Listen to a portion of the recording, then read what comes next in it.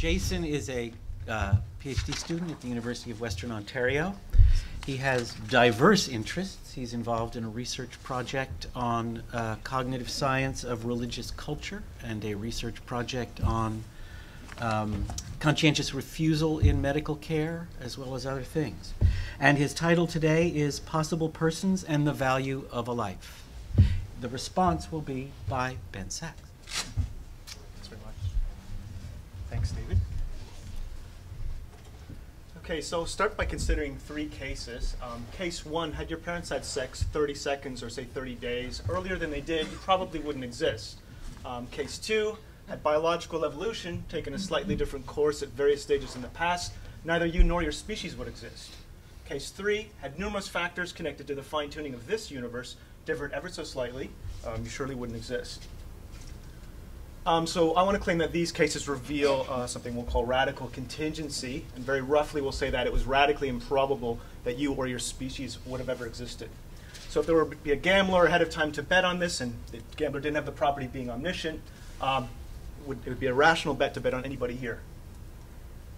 Okay, so the central claim is that radical contingency, though it gives rise to a well-known problem, namely the non-identity problem, provides an important and overlooked contribution to the value of life and the way we might think about it. So the connection to the conference here is that people are talking about, who should live, whose life should we save. I'm sort of interested in the larger question, which life should we create, and more specifically, what kind of universe would provide the best analysis of the ethics of procreation and the value of procreation. So is starting a life justified given the harms that people face? And we'll talk whether we should talk about harm in this context at all after. If I'm correct, then events that happen long before our birth, and not just say after our deaths, can affect how our lives go. So the game plan, very briefly, is as follows. So section one, I'll just put forth this thesis I've been talking about in a bit more detail. Section two, then I'll try to consider and extend sort of everyday claims about value and how they're affected by contingency. Section three, I'll turn to the more grand question in light of what I've called radical contingency to see the implications for the life as a whole. And I'll also ask the question whether bad events are made worse on account of contingency in a different direction. Finally, in section four, I'll consider possible implications for procreative ethics and an objection rooted in inflationary cosmology. Yeah, well, I'll skip some of it along the way. So how worried should we be if our existence turns out to be radically chancy? Many people have at least said things that begin to imply that we might be worried. So Simon Blackbird, we evolved only because of a number of cosmic accidents. Nature shows us no particular favors. We get parasites, diseases, and we die. We're not all that nice to each other. That more or less is the scientific picture of the world. We can go on to Timothy Williamson, who says at the beginning of a paper called Necessary Existence, it seems obvious that I could have failed to exist.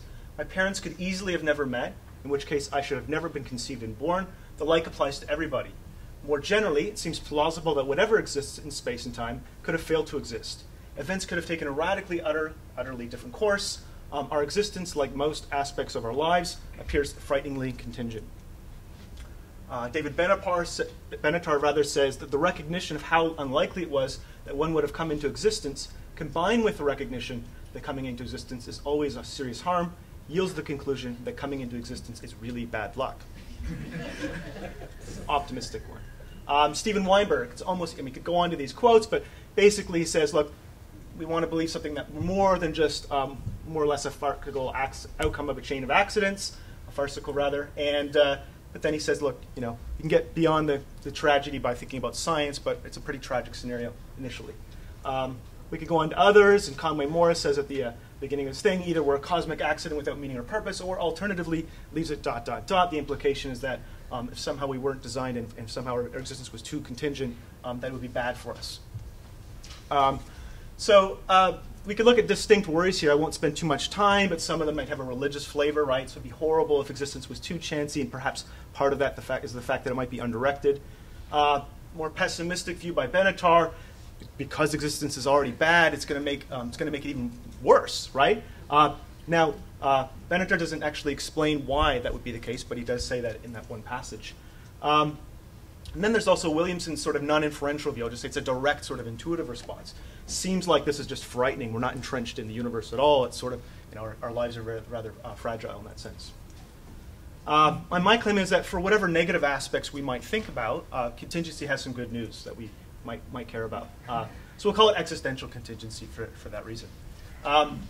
So radical contingency, to shorten it, its existence was vastly improbable. We could talk about that more in terms of probability theory. I won't read all of this, but basically we're talking about the prior probability of our births relative to the way the universe was at various stages in the past, and then we ask about how likely it is that any of us would be conceived, right? And some people prefer not to use probability, but maybe you could just talk about it in terms of luck and some sort of notion of luck. So Duncan Pritchard says, events are lucky when they obtain in the actual world, but which do not obtain in a wide class of nearby worlds, right? And he's supposed to say it's lucky because it matters to us in a certain way, it has some sort of significance. So that's supposed to be a condition of luck as well.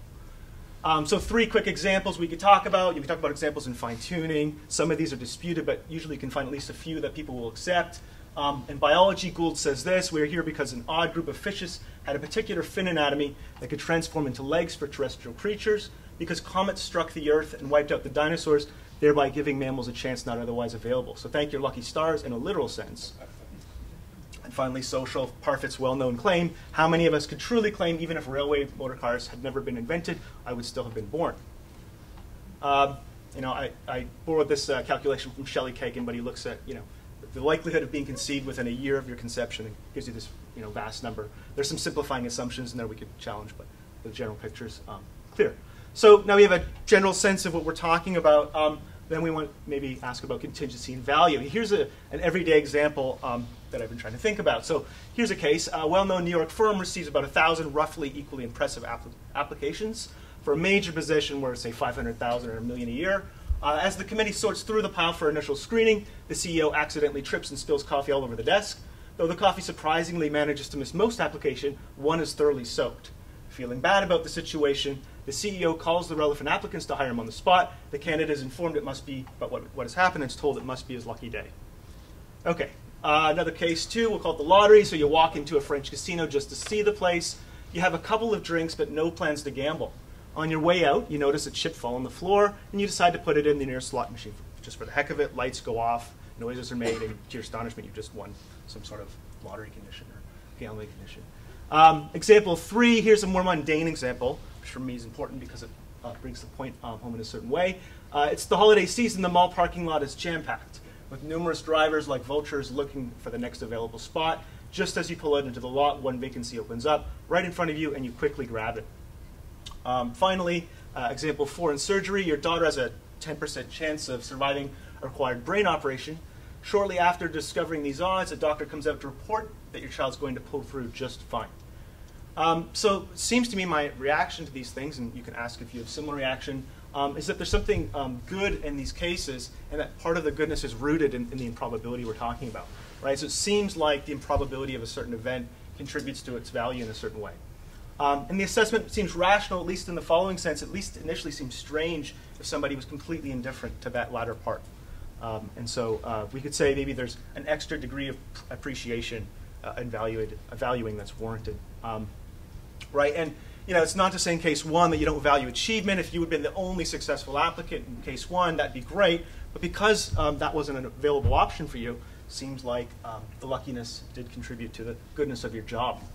And we could talk about all 4 cases that way and say that there are some good things about the way the goods were independently of the improbability, but the improbability seems to make them better in a certain way. Right, so this leads me to accept, and I explain a little bit more why in the paper, but something like a first crack at the following principle, called the intensity principle of value. It's an internalist version for reasons that will become clear in a moment. In cases where an agent wouldn't have received a comparable good anyhow, the more unlikely it is that she obtains some good, the more value she should ascribe to it, provided she has some awareness of her odds in obtaining the good and relative to her capacity to grasp those odds. Right? And we'll also, while we're doing that, consider a possible externalist version. So here we say something similar with an externalist requirement built in. In cases where an agent wouldn't have received a comparable good anyhow, the more unlikely it is that she obtains some good, the more value that good has for her. And we say independently of whether she's aware of its probability or is able to grasp her odds in this case in obtaining that good. Right, so the latter principle, more than the former, concerns the way things have their value. We can recall case 1 in the job scenario.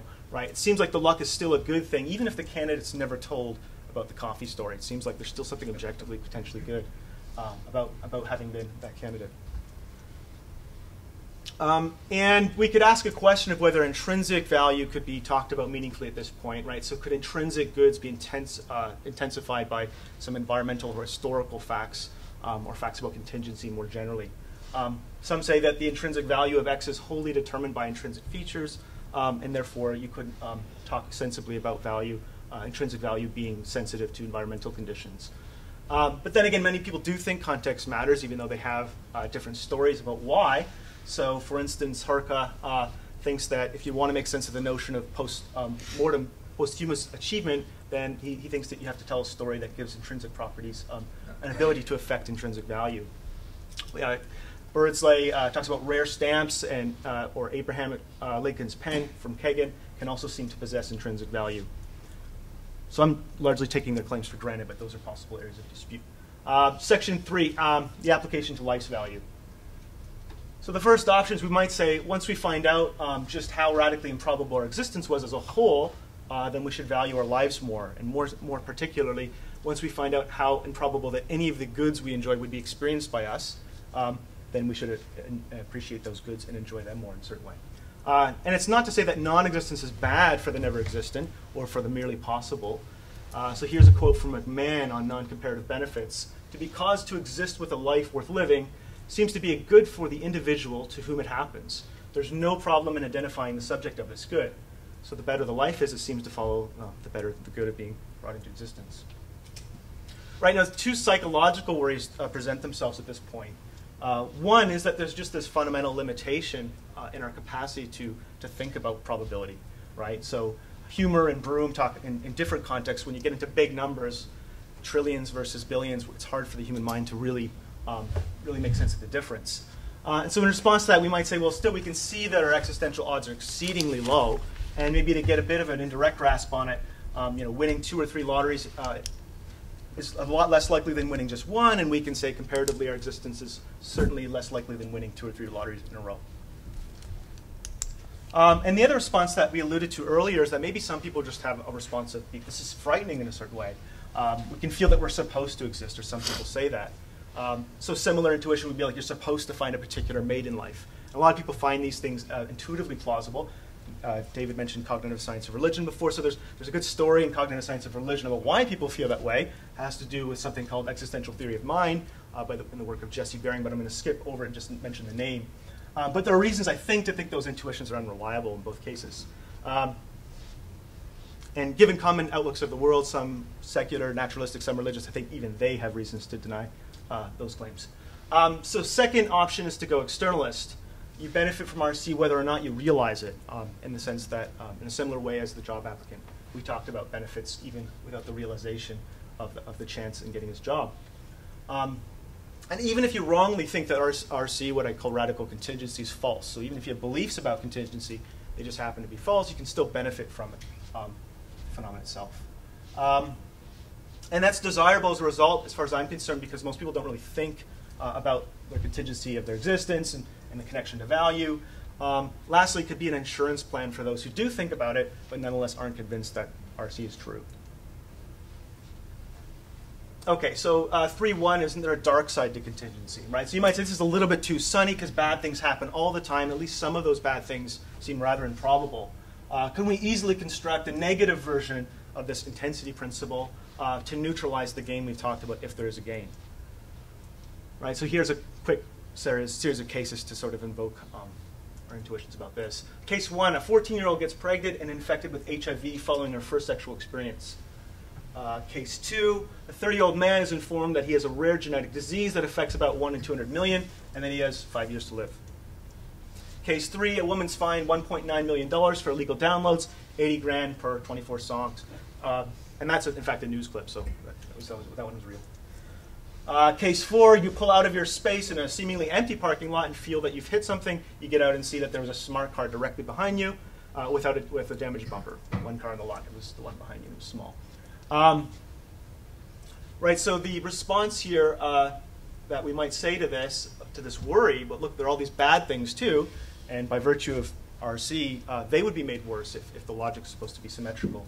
But the first point I would make is if we have those intuitions, then it confirms a general connection between contingency and value anyhow. So in a sense, it's good news. And then my second point is that as long as the ratio between the good and the bad in our lives remains unaffected, which I think it would, it seems to be a net gain overall. So I'm assuming here that most people's lives are worthwhile. I'm not going to argue. I'm not going to argue for that assumption. And David Benatar thinks otherwise, and so it's not surprising that he says one sentence and then it's actually bad luck the whole way down. Okay, so some bad news, though, is that if your life isn't worthwhile, then this would seem to make it worse. So I grant and mourn this result as an implication of the view, but it's good news overall because we have this assumption that most people's lives are at least pretty decent. Okay, so the final section then speculates about some potential bearing on procreative ethics. Right, so how can procreation be justified given the harms involved in existence? Maybe you don't think that's the right kind of question to ask about procreation, but assuming you do, makes it more plausible to believe, I think, that the benefits of existence clearly perform their counterbalancing or canceling function, that they counterbalance the harms of existence in a certain way. And if that's true, then procreation isn't just barely permissible, since life's harms are, say, barely counterbalanced in many cases, but it's more clearly permissible. This is important for another reason having to do with Benatar, a different argument, one that's much less discussed. So he argues that even if we forget about this thing he calls an asymmetry thesis between pleasures and pains, that nonetheless, just we know from the nature of life's minuses combined with cognitive biases we have when we assess our lives, that it actually looks like our lives are just horrible. That seems implausible, but there's some interesting research that he's tapping into there and ways in which we're biased when we assess our own lives. So my claim, I don't think that argument's right. I think it's too strong. But even Elizabeth Harman, when she criticized it, says there's something to it. Our lives are worse than we think on account of this research. Right? We don't necessarily know by how much. So my point in response to that sort of modified argument in procreative ethics is to say it could help counterbalance that weakened version of Benatar's second antinatalist argument. Right? So it provides evidence that our lives are better in some respects than we think to counterbalance this other evidence from another domain. Second, what if we can't benefit or harm in creating, as many people think we can't? Throwing a child into existence and its predicaments, we might say on some of those views, without her permission is going to sound a lot more plausible if we have reason to think her life would be expected, other things being equal, to have more as opposed to less value. So that's my quick response to that possibility. And in my last section, I'll just get through an objection that's been raised to me real quick. It has to do with inflationary cosmology. Though you don't seek to show that RC, something else I took out of the paper, are true, there's increasingly good reason to think them false. Evidence from inflationary cosmology substantially reduces the plausibility of RC by making our existence much more likely, if not inevitable, in some physical sense. True, we still lack the resources to predict which individuals or species will come into existence, but your project requires more than mere epistemic ignorance on our part. Our existence has got to be objectively unlikely.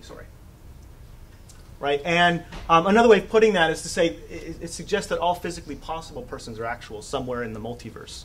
Right? So uncertain interpretations of inflationary cosmology, so I'm told we live in an infinite universe where everything that's physically possible has a probability of 1. But then the set of merely possible persons, merely physically possible persons will be, or rather the set of merely possible persons even will be much smaller than we thought. Our existence won't be improbable, at least with respect to cosmology and other facts, higher than that in the way we've considered.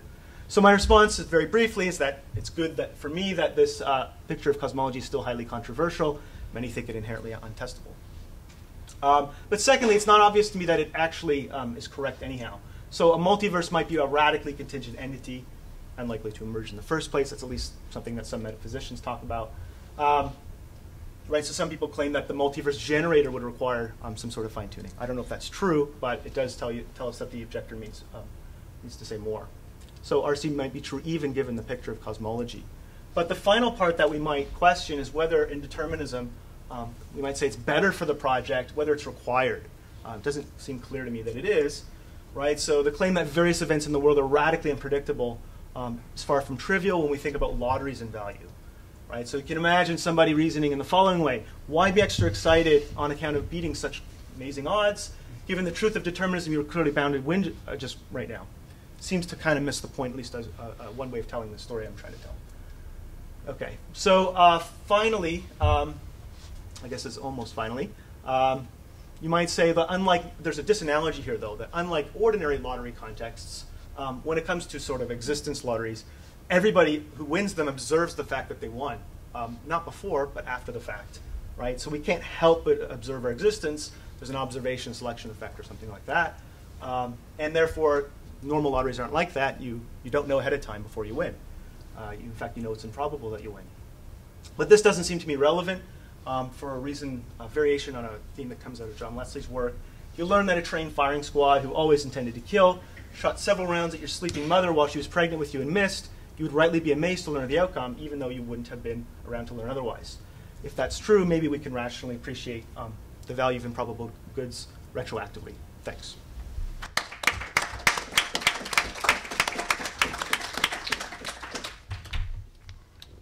And now Ben Sax will respond. Well, thanks, Jason, for that really interesting paper. I had a lot of fun thinking about this. I would summarize your paper as is sort of standard in these situations, but I thought it was really clear, so I don't think that's necessary. So I'll just go right into comments. First, a friendly suggestion before moving on to criticisms. In the last section of his paper that he discussed, Marsh takes up a challenge from determinism. If determinism is true, then radical contingency is merely an epistemic matter, not an objective one. This raises the question of whether Marsh needs it to be the case that radical contingency is an objective matter in order for his claims about value to go through. It seems to me that if we take a bird's eye view of the issue, it will emerge as perfectly clear that Marsh can set this whole problem aside. What's at issue in much of Marsh's paper is a certain standard of rationality, namely the standard that makes it mandatory, or at least permissible, to ascribe extra value to good events that are radically contingent.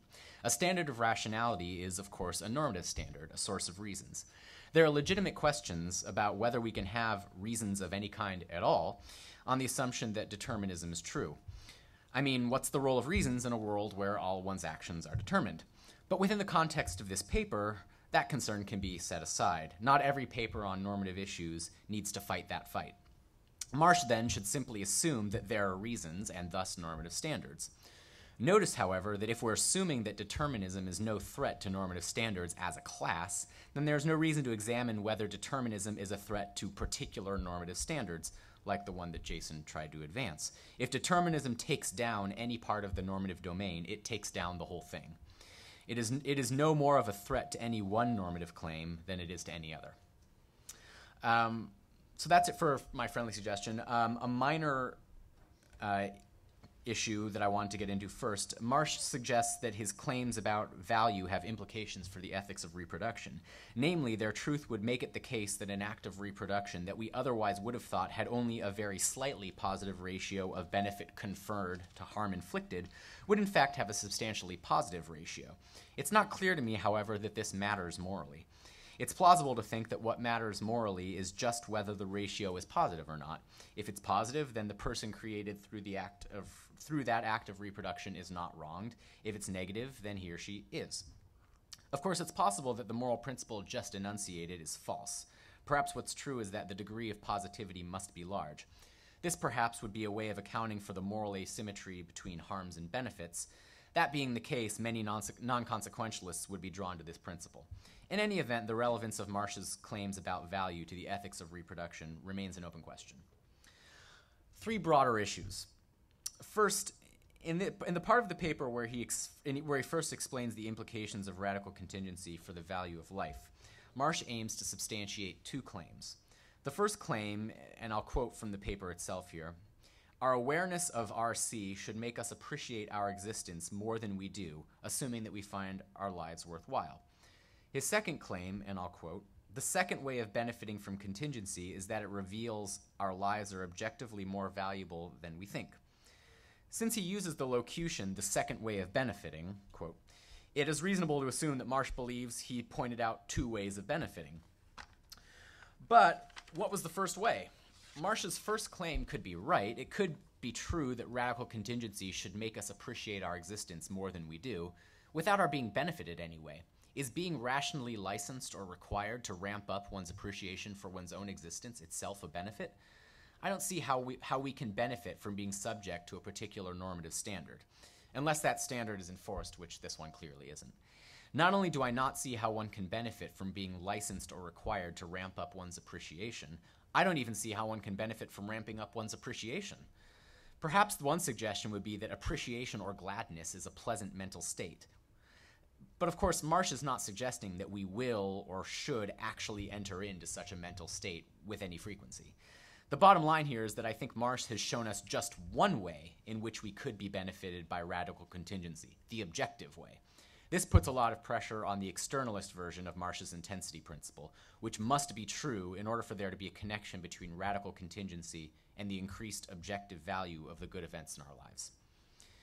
Second, there is a methodological issue that I would like to get Marsh's take on. Marsh motivates his intensity principles of value through a series of thought experiments. These thought experiments, the casino case, the parking spot case, the brain operation case, did we do that one? Yep. Yeah, we did that one, yeah. Are supposed to activate our intuitions about the value of events that are lucky in a mundane way. Mundane luck, I'll stipulate, is the kind of luck we usually have in mind when we talk about luck, as opposed to the kind of luck implied by Marsh's radical contingency thesis. At the most general level, Marsh's paper is basically an invitation to extend our views about the value of mundane luck to the case of radical contingency luck. My question is, why should the analogical inference run in this direction? Why not extend our views about the value of radical contingency luck to the case of mundane luck? In general, we treat radical contingency luck as irrelevant to matters of value, so why not treat mundane luck in the same way? Marsh might respond by insisting that we don't actually have any views about the value of radical contingency luck. Most people, Marsh might suggest, live their entire lives without ever thinking about the radical contingency of their own existence. But two rejoinders immediately present themselves. First, I think it's false that most people live their entire lives without ever thinking about the radical contingency of their own existence. As Marsh showed, the radical contingency of one's existence is way, way overdetermined. What this means is that many different trains of thought could lead a person to figure out the fact of radical contingency for herself. Trains of thought about the history of human society, trains of thought about the way one's parents lived their lives before one's conception, trains of thought about evolution.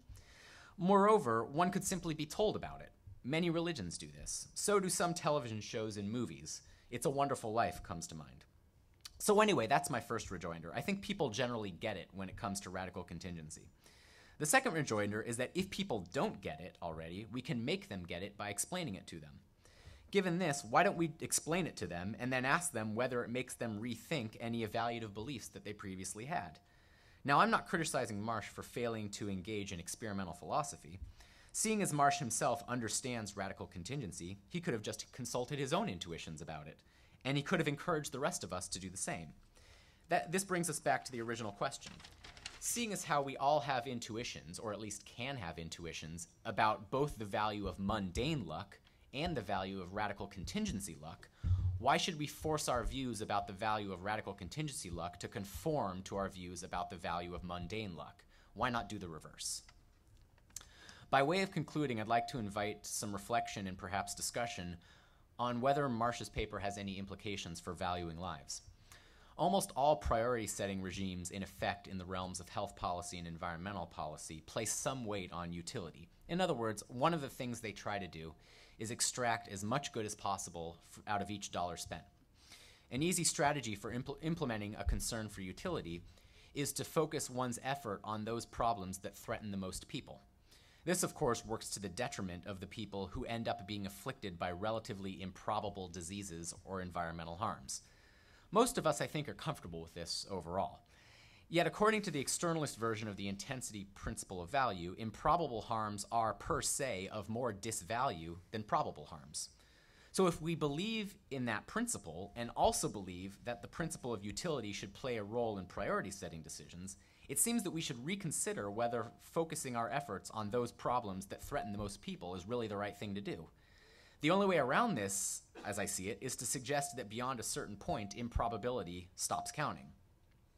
The idea would be that our very existence is already so highly improbable that the further improbability of one's life taking some particular turn for the worse just doesn't even register. Now, if we say that improbability stops counting beyond a certain point, we need to be clear whether we mean that as a metaphysical point or an ethical point. In a footnote, Marsh mentions that the metaphysical version of mentions the metaphysical version of that thesis without endorsing it or rejecting it. If we endorsed it, I assume that would mean we're saying that there is a limit to how improbable an event can be. I don't know whether we should accept this, so I'll just let it pass. The ethical version of the thesis would be that beyond a certain point, further improbability just doesn't matter ethically. To me, this sounds simply ad hoc. But I'm interested in hearing what everyone else thinks about this. So with that, I'll shut up.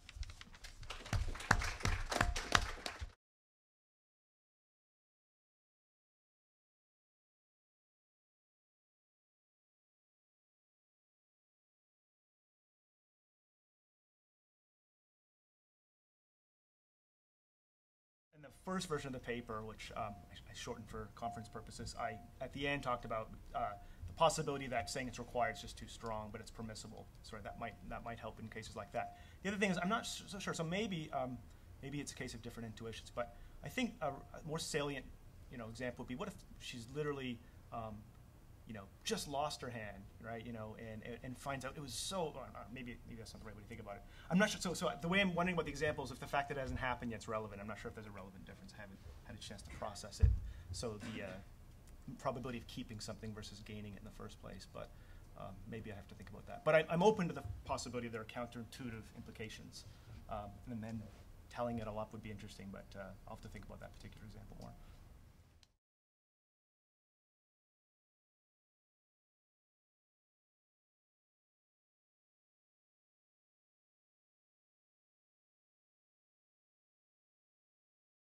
So I guess the thing I'm wanting to stress is it has to be a good in the first place. Now, certain things like pens I'm not sure count as goods. Abraham Lincoln's pen might count as a good under Shelley Kagan's view. But if it doesn't have any serious positive value in the first place, then I make no claims about just the reality, the fact that it's improbable. So I guess I would respond to say, well, it depends what we're talking about, but if it's if it's a kind of thing we can ascribe value to in the right way, then my principle would say something about it. What about the, you're just stepping everything up? Okay, that's the last part. Out. Right, so it's like, the universe could get really much bigger, right, all at the same time in the same ratios, and we wouldn't notice. Maybe it wouldn't matter. But I don't think values like bigness that way, right? So if there are facts about how valuable something is, I think increases are good, even if it goes all the way up with bads. That's my own view. I mean, I haven't really thought about that actually a whole lot, but I did think about it in relative to the bigness problem, and we talk about in space and time or something. But I just tend to think that it's not like that. I mean, it would make no difference if everything got bigger and we didn't notice it happening. But I think value is different. But if someone didn't agree with that, we'd have to talk further. But yeah, I just don't have that response to it.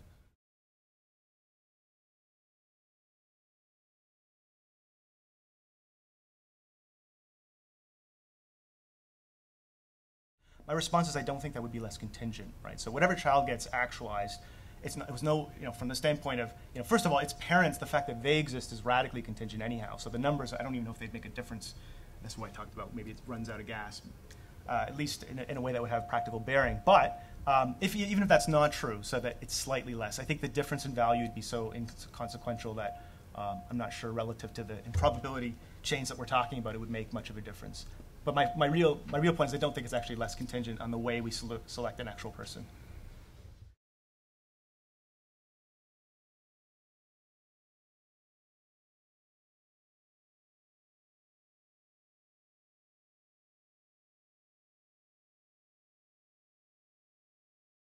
If we knew nothing else about, so in other words, the burden of proof would be on the person who has a necessary existent to tell the story about if there's any extra value in that. If there's not, then it would have this implication that there's something gained. My guess is that those on that other side of the country would want to tell a story in which how it can be good to be necessary in a certain way. But it's not going to be the same story I'm telling. But if they couldn't tell that story and there was just no possible story that could be told, then I would bite the bullet and say that's just what the consequence would be. So if somebody had a 1 in 200 million chance of getting a genetic disease, and somebody else in another country is really likely to get it for some reason, I still think it's worse to be in the former case than the latter. So if that goes all the way up, then I would just be willing to say, okay.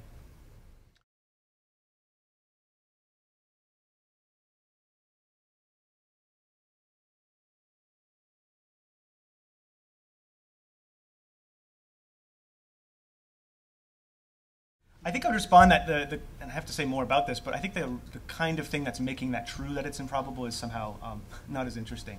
as some facts about. so the fact we have conventions that can make anything improbable. So we could just use our language in a certain way to suddenly make everything absolutely improbable. All the way up or something. And I think that wouldn't be the right kind of story. So I'm wanting it to be grounded in a certain way in the causal history of the past that goes way before language. So maybe I'm trying to say that there's this analogy between conventional stories and the kinds of physical stories I'm interested in.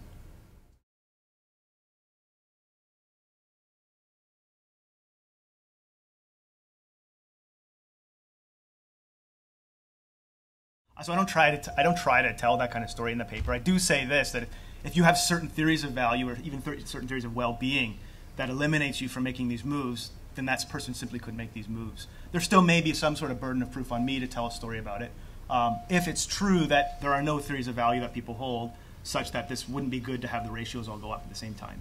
It reminds me of a similar problem when people talk about enhancement, right? So would it matter if we did a cognitive upgrade that even squirrels, got some new capacities that we thought were morally valuable? Not all capacities are, but let's just say that we're true. Some people think it wouldn't matter, and other people think no, we should go for it. Even squirrels should be subject to enhancement. People have debated this. Now it's slightly different because maybe there's some more detectable differences when you're enhanced, and I'm saying that the differences aren't detectable in a certain way, but they can be made detectable if you're aware of the situation. So that could be an argument against the externalist version, but you still keep the internalist version. There's various ways we could go with it, but I think my former claim about it's going to depend on your initial theories of value, I agree with that. And there are some theories in which it's not going to go through.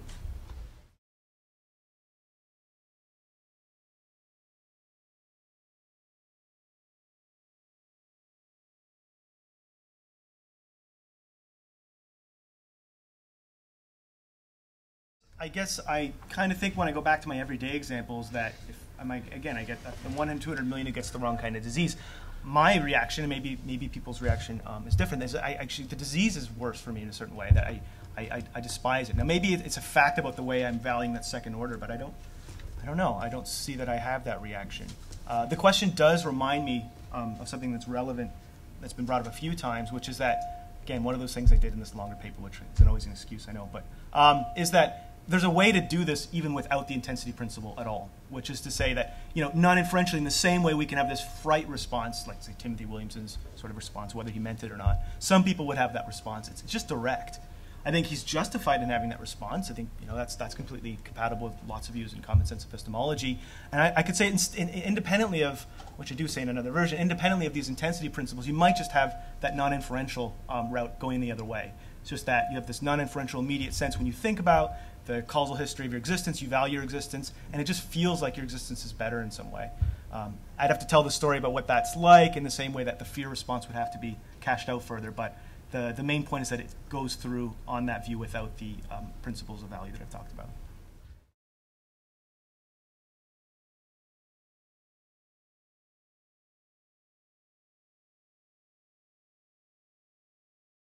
Obviously, there's a way we could just calculate it right before, and it's things that were improbable in the past won't be. The way I've been doing the paper out is to say, look, relative to the initial conditions of the universe, relative to other things in our distant past, that's what I'm talking about. And so is it meaningful to take a stance that far back?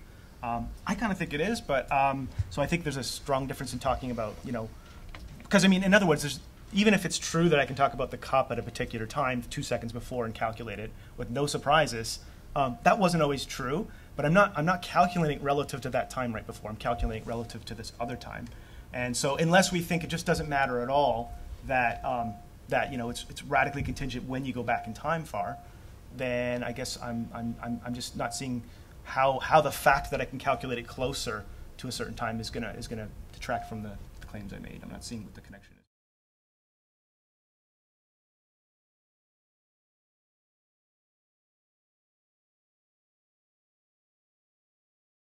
I guess I'll go back to an everyday example. So the coffee example gets spilled, you get a job out of it. So maybe it's an irrational response for that person to say, well, if I just thought about the coffee situation right after the coffee was spilling, it was pretty likely it was going to happen.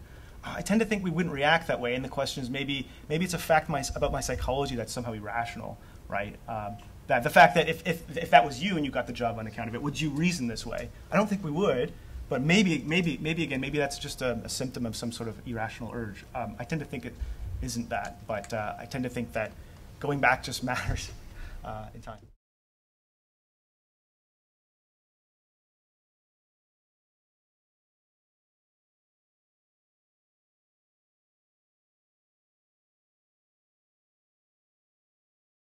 So the first thing I'd say in response is that when we're talking about radical contingency, we're talking about, a certain kind of, level of contingency. So where I think the criticism might lie, and tell me if I'm wrong, is that maybe the parking lot example, which isn't after all that improbable, maybe it's, who knows what the ratio is, maybe that's just a bad example of an ordinary case. So maybe that mundane case was just too probable to care about it. So maybe the other cases are okay. And maybe where I see a possible criticism there is to say you shouldn't talk about ones that aren't really just radically contingent, or at least not just, so 50% chance something bad's going to happen to me versus 70% chance. That's not going to register that much, even if we applied that to the principle. It just wouldn't make a huge difference in value given my claims if we're talking about radical contingency. But maybe I see an argument there to drop, or to explain why it's not arbitrary to drop something like the parking lot case.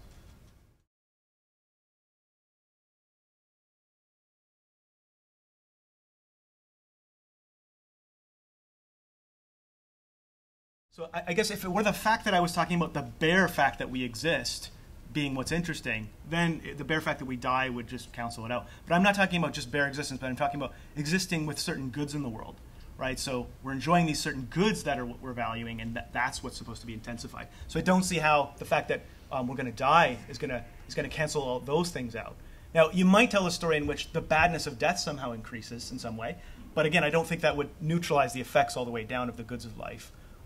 And I don't, in fact, think that the badness of death would be obviously affected by this, but we could talk further about that. But even if it were, I don't think that would neutralize, if the story's true, the goods we enjoy and they're being improbable in the first place.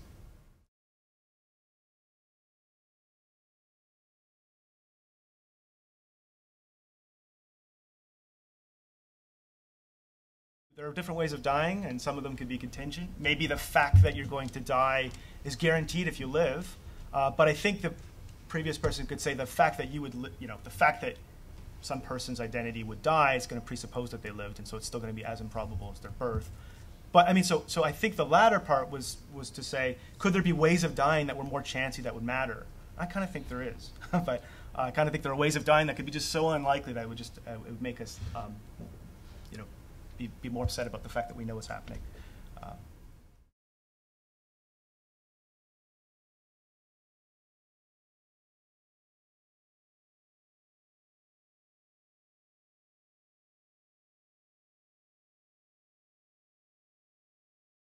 I guess I would want to hear more about the story from how we go to value to love for a child's claim. But I also might say that the thing that you're valuing about your child, namely that they survived, might be valued more, but not the fact that you still have a child. Maybe that wasn't quite the way I wanted to put it. But I don't see how it would translate obviously into to love in the future for a child. But maybe I need to be pressed.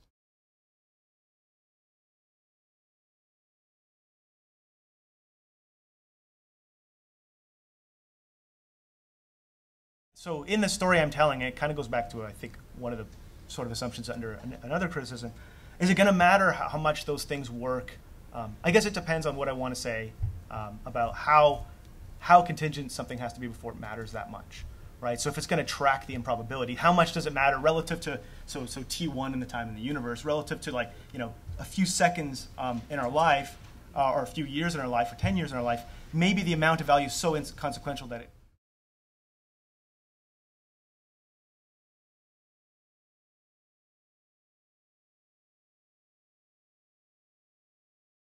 Right. What I was doing there, though, was just using an everyday example to say how you would react to it. You're not thinking about radical contingency then. What's ultimately, the story's ultimately going to go in terms of that's going to get subsumed into radical contingency too, or something like that.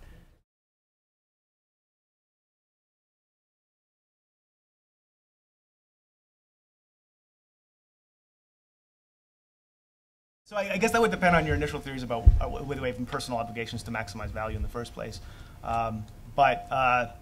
Yeah, no, I tend to think there's got to be something wrong with that story. So if I thought I was committed to it, I would have to change my story. But I don't accept the idea that just because something would be more valuable, that we would have a reason to necessarily do it in that sense anyway. When other people's other things are on the line that might trump it or something like that. It's not fair or something like that. There's someone else to do that. But yeah, I accept the claim that if I was committed to something like that, then I'd have to do some work. Okay, we're out of time. Let's thank Jason and Ben.